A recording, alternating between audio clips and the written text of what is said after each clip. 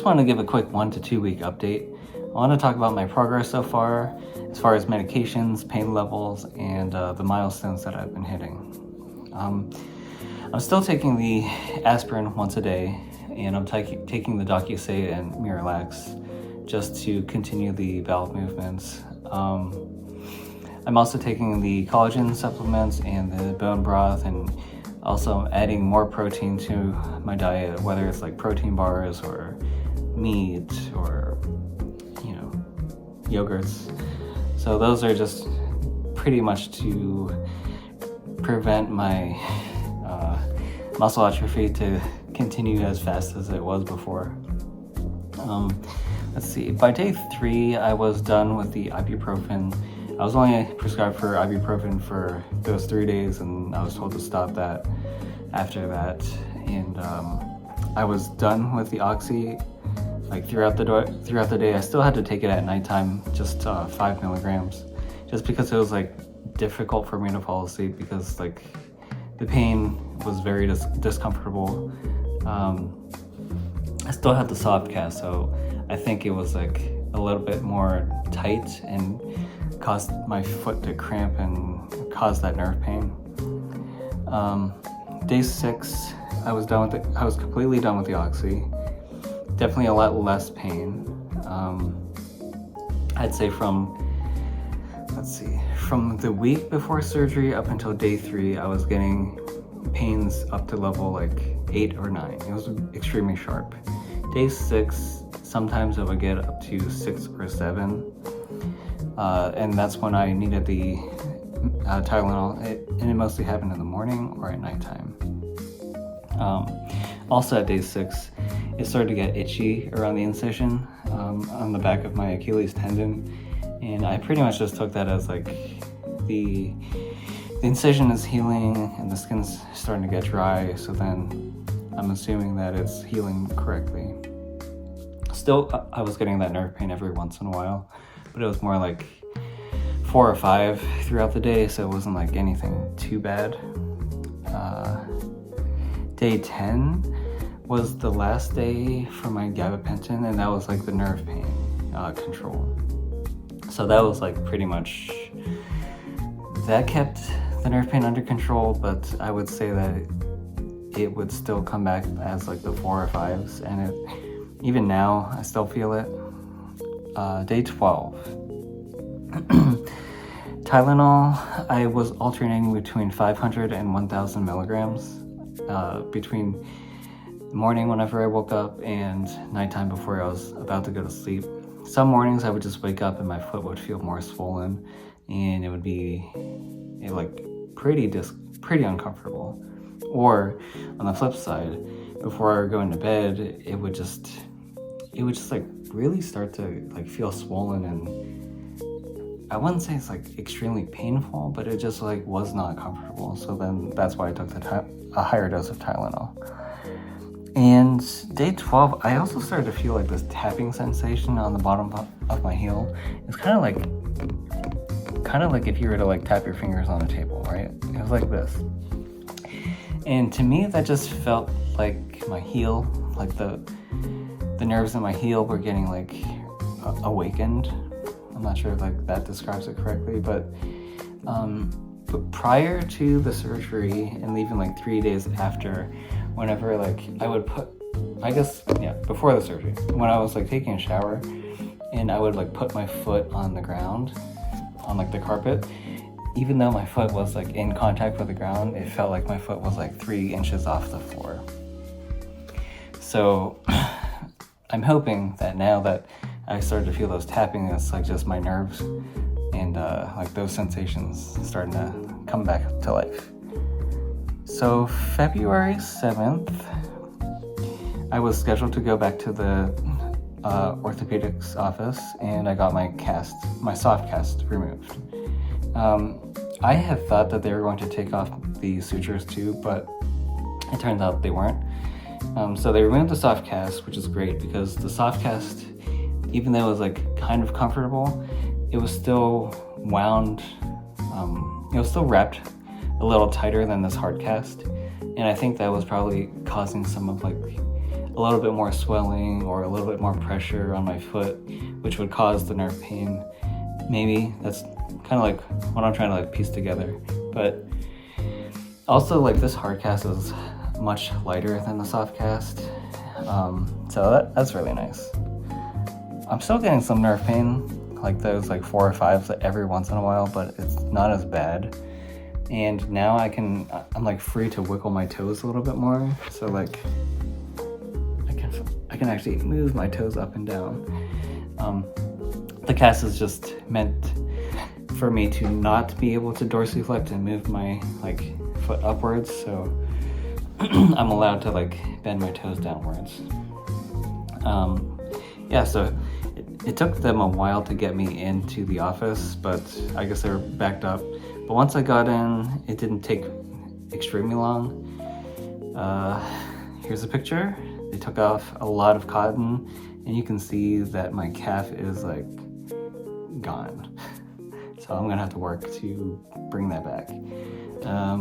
Then here's a picture of the what do they call it? Medical tape over top of the incisions, and then here's the incision. Wow. There's only one word I can describe it, and it's gnarly. Like, that's not something I was like hesitant to look at it, but I was like, I gotta look at it. I gotta see what it looks like, and it's gnarly. And I apologize if you're eating dinner right now and looking at this, but this is the reality of my Achilles tendon right now. So yeah, they checked to make sure that it was all good, and it was good. It's healing nicely. And then I got my cast. Anthony wanted it to be green, but I was like, how about we go with red? And he can use a green marker to color in it. So yeah, the kids have been extremely excited for me to get this cast so they can draw all over it. And let me see if I can back up a little bit. I did draw in some. I have limited them to drawing a little bit every week because I figured if I let them have at it, it'd probably be filled up on the first day. So next week they'll get to draw on another portion, and then by the time week 4 rolls around, it'll be filled up and I will get to take it off. Yes, that is the big update. So they said I only need to keep it on for 3 to 4 weeks, and I opted to get it off at 4 weeks because I can't start PT until after that 4 weeks anyways. So keep it on as long as possible. 4 weeks comes, they remove the cast, and I will be back in the boot, and I will be able to start PT. But this is a non-weight bearing PT, so it's pretty much just going to be like using resistance bands to like kind of push my foot down and then like side to side. So it's still going to be a long road until I'm actually like walking again, but you know, the way for me to keep positive is just to look forward to the next milestone, and I'm just looking forward to be able to walk again, right? Also, with this hard cast, I can start using the iWalk. It's been a life changer. So this last month, I've pretty much just been sitting and watching everyone do things for me. So now that I have the iWalk, I was able to wash my first set of dishes, which felt great. I felt accomplished. I know it's not much to like the normal person, but like for me, man, to be able to do one task, it felt great. So I hobble around on the iWalk. That means I can like walk around. I can use 2 hands. I don't have to be like have my hands occupied. Yeah, I can do things with it. I can go upstairs, but I still haven't mastered going down yet. I've seen some videos and read some blogs that people use it backwards. They have to walk backwards down the stairs, and I'll have to try that and see if that works any better.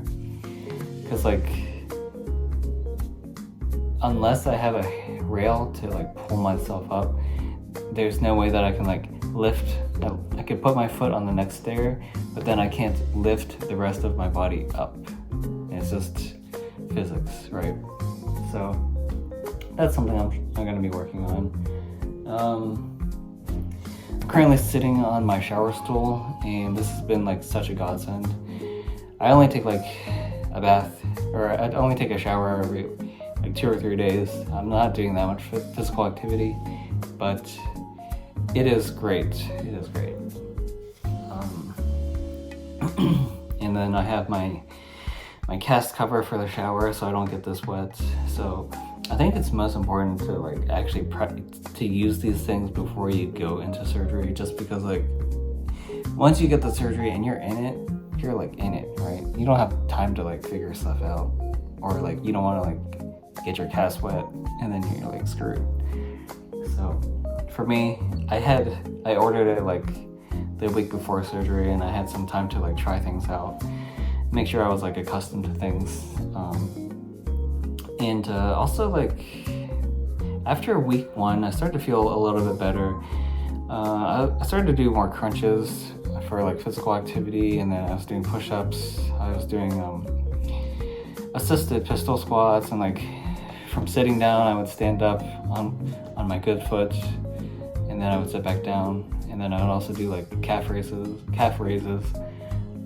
Just because like whenever it comes time for PT, I don't want to be like starting completely from scratch. I want my body to be, you know, somewhat still physically active, so I'm not having to like PT my entire body, right? Because my left leg is already atrophied so much. And one example is somewhere between like day 3 and like day 10, I am very stubborn, and I was like using both crutches, and then I like filled up like a mug of water, and I was like kind of like shimming the right crutch forward, and then like kind of just like, you know, making my way over, and like I almost fell. So I pretty much I was able to like lean backwards and then lean against the island table that was behind me, and then catch myself with my foot. I spilled a little water, but then like I caught myself against the table with my arms. I still like had some kind of movement with my leg, and I didn't fully bear all my weight on my left foot, which is good. However, I did feel extreme cramping throughout my entire leg. It was like whenever your leg falls asleep or your arm falls asleep, and it's just like that type of like sensation, because like I haven't used my leg in so long, and then it's just like extreme cramping, and like I have like very little muscle left on this leg right now, and it like took everything. It was just like like whiplash or something. It was a bad feeling. So I want to like, I'm also doing like leg lifts with my left leg so I can like try and retain some muscle. I don't know if I mentioned it yet, but I'm trying to take the collagen, the bone broth, and then I'm also taking more protein intake just so that I can, you know, fill this void with necessary protein, so I'm not like withering away too quickly. And I was able to do some of my Tai Chi movements so that I'm like not forgetting it completely. I was practicing Wing Chun. I've been like looking for like adjustable dumbbells, but they're like super expensive. They're like $200 for a set, and I just don't want to like spend money for that. So I might just wait till like we move back to our house after the renovation, and then I can just use our weight set at home.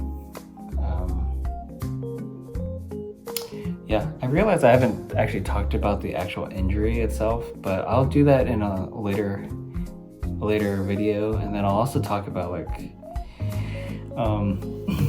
my old injury too. So stay tuned for that and see how that ties into this whole Achilles rupture journey. All right, well, it's been nice catching up, but I'll see you